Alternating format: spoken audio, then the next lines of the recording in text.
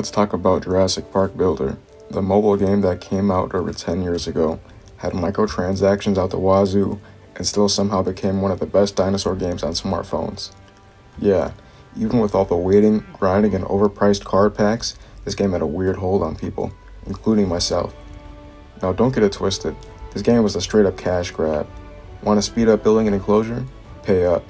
Want to get that rare hybrid or tournament dino? Pay up. Want to feed your dinosaur faster? Pay up. But here's the crazy part. I still played the hell out of it as a kid. It has something most mobile games don't. You wait hours just to hatch one dinosaur, collect a decent amount of cash. But for some reason, it didn't feel like a waste of time. It felt like progress. I'd check my park first thing in the morning on my dad's phone, feed my dinosaurs after waiting for food bays, collect coins by tapping on your resting dinos, and maybe hatch another. And that became part of my routine. It was pay to win, but it still made you want to play. Not a lot of games can pull that off. So yeah, Jurassic Park Builder was greedy, but it was also genius. In the next section, I'm going to be breaking down what actually made the gameplay feel so satisfying despite all the waiting.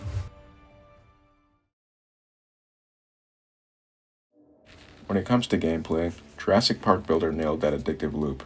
At first glance, it looks like just another city builder. But the twist? You're not just managing any park, you're reviving dinosaurs. Obviously. That alone gave it an edge over games like SimCity Building or Farmville clones. The game starts off simple. Build roads, structures, and decorations, and place your first dinosaur. But here's where it gets interesting. Each dinosaur isn't just cosmetic. They're your income generators. The higher the level and rarity, the more coins they produce. You'll find yourself checking back constantly to collect coins, feed dinosaurs, and expand. Which I really do not like that part of the game because deforestation, for whatever reason, takes days. But anyways, one of the most strategic part of the games was layout optimization. Certain decorations would increase your coin output if placed near dinosaurs. Suddenly you're not just building a park, you're doing geometry and efficiency puzzles. That's addicting, but in a good way. But at the same time, let's be real. The time gates and resource grind hit hard. The wait times to build or upgrade could take days or even weeks sometimes, which is kinda sad, honestly. Unless you had dino bucks, that's where the monetization really creeps in. But more on that later. Still, despite the grind, it was satisfying seeing your park grow from a small jungle path to a full-blown Jurassic empire. It felt like a personal achievement, especially when you finally unlocked iconic dinosaurs like the Spinosaurus or T-Rex. So, we are going to buy Indominus Rex.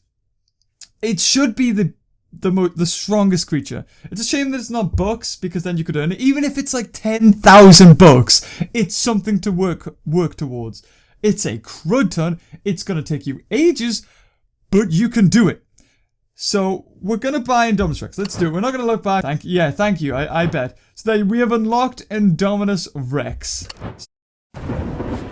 Guys, this is probably one of the saddest things that I've ever seen in general on the App Store. We need to talk about this. So, it's about time we address the T-Rex-sized paywall in the room. Jurassic Park Builder had potential to be one of the best mobile games during its time. But since it was a mobile game, it fell victim to the classic trap of over-monetization. Dino bucks were the premium currency, not coins. Shocker. And trust me, you needed them for anything actually cool or valuable, as you saw in this video of the gaming beaver buying it for $40. It is a dinosaur in the game that's not even the strongest. If you want that gold dinosaur, Dino Bucks. You want to skip the 24-hour hatch timer? More Dino Bucks. At first it felt like you could earn them slowly, but as you level up, and as Ludia, the developers ended up holding the coolest features behind paywalls and blatantly unfair tournaments, free-to-play players all gave up at a certain point, and of course the YouTubers and more grind-focused individuals breezed through the game. And that led to me oftentimes going on websites to find hacks for the game as a child, and it was just a whole thing. Don't even get me started on the tournaments because they were straight up pay to win. And at a certain point, all the opponents were AI with random Facebook profiles. So even if you weren't spending money on things or if you weren't able to take your dino cards off cooldown, you were basically just cooked.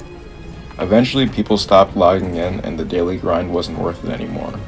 And with new games like Jurassic World the game being released, this game was bound to meet its end.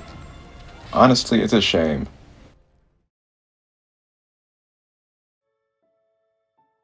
Now I'm going to be going off script for this last part, but I just want to say, I know this video wasn't the best explanation on why this game was good or bad or what could have been better or worse.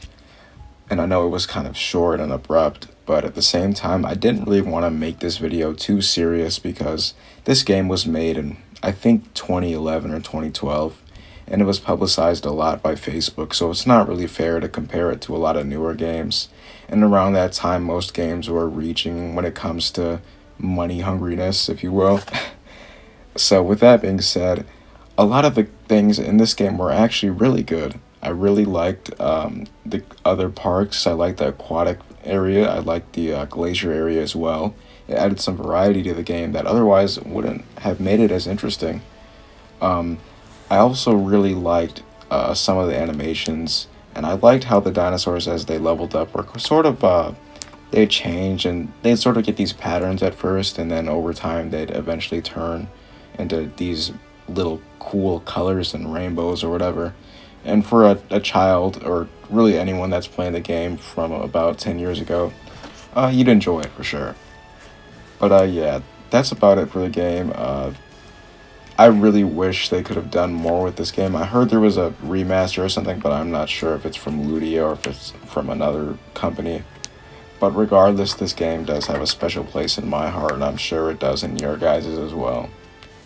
Of course, it is overshadowed by newer games such as Jurassic World Alive and Jurassic World the game, which honestly I never liked very much because Jurassic World the game, you know what, I'll make a video about that in the future, but yeah, I'm sorry this wasn't the best video. I just wanted to get some things out of the way, and for some reason my microphone is kind of glitching out during the making of this video, and it's pretty annoying. But yeah, thank you for bearing with me, guys. It's a nice video to make, and I have a lot more ideas coming up, so just bear with me, like I said. And thank you for watching, and I'll see you next time in the Fossil Lounge.